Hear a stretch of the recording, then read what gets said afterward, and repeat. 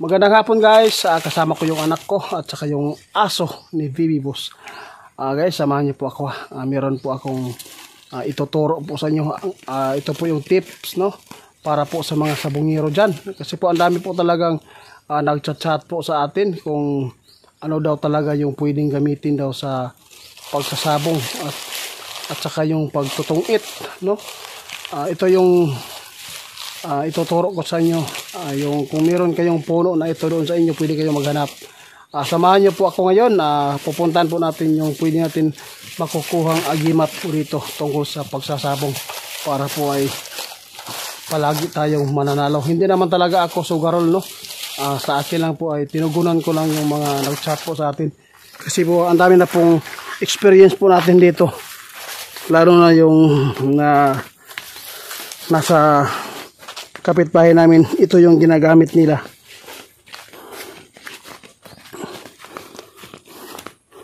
Guys, kung meron kayong mga sili, tulad dito, ito guys ha. Salat po nang nag-chat sa atin kanina. Yung sili guys, pwede po ninyo na makukuha po yung agimat dito. May mutya po ito. May mutya na pwede nyo gamitin sa pagsusugal.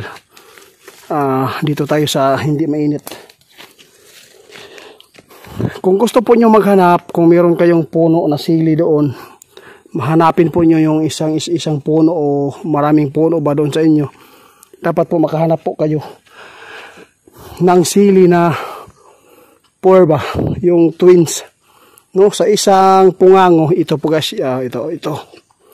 Yun, dapat isa lang to, di ba? Kung mayroon kayong makikita na apat na bilog na sili doon sa isang pungango lang, dapat ito isa lang yung yung pungango niya. Dapat po meron dito isa nagtubo at saka dito.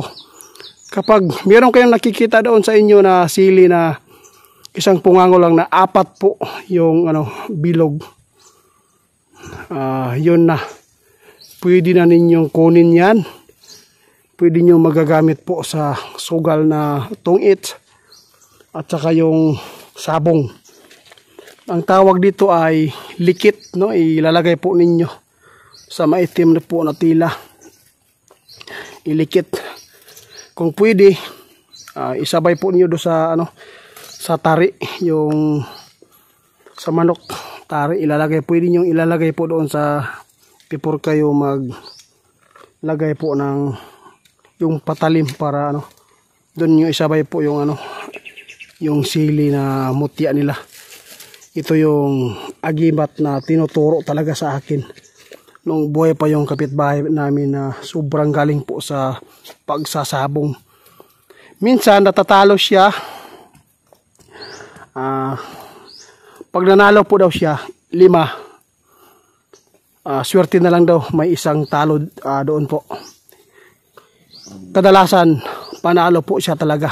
Sa lahat po ng mga sugarol dyan, ito po talaga ang gawin po ninyo, na mangunguha, maghanap kayo ng isang pungango, no, na apat po ang sili na nagsanga yung twins lang po. Pag nakahanap kayo ng 3 ba na sili dyan sa isang pungango, pwede na ninyong gawin agimat po sa inyong pagsusugal. Pasensya na po, no, tinuturo ko lang to kasi ang dami pong nagtatanong tungkol po sa agimat po sa manok. Kung paano daw na lagi silang nanalo. Kasi po guys, mahirap po talaga maghanap po ng twins na sili. Pero sa una, meron akong nakukuha sa isang pungango. Apat po yung sili sa isang pungango. Yun ang tinatawag nila na kambal. 3.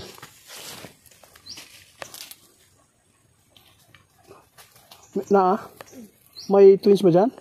Guys, sa totoo lang, kung meron akong makukuha dito, pwede kong ipapadala sa inyo. Ilalagay. Hindi to hindi po ako nagtuturo ng mga mali dito. Nasubukan na po ito sa kapitbahay namin na sugarol.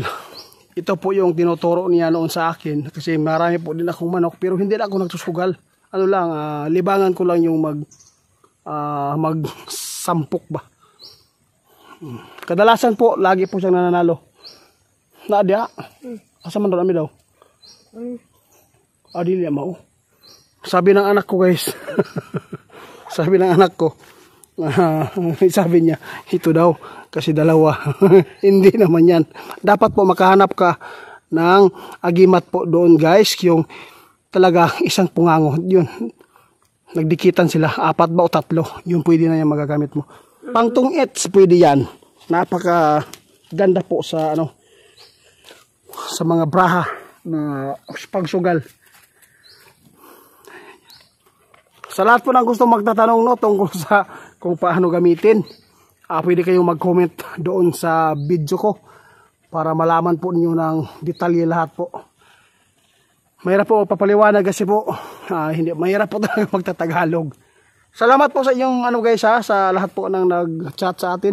Ang dami po nagtatanong guys tungkol po daw sa basketball, ano talaga daw ang pwedeng gawin para daw shooter daw sila. Mahirap po talaga magturo ng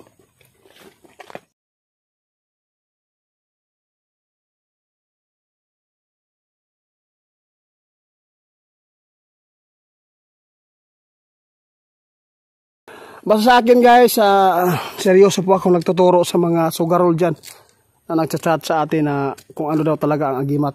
Kung meron kayong sili dyan na kambal, 3 o 4, kunin mo yan. At saka balutin po ninyo ng itim. Pwede nyo dalhin yan kahit saan kayo magsugal.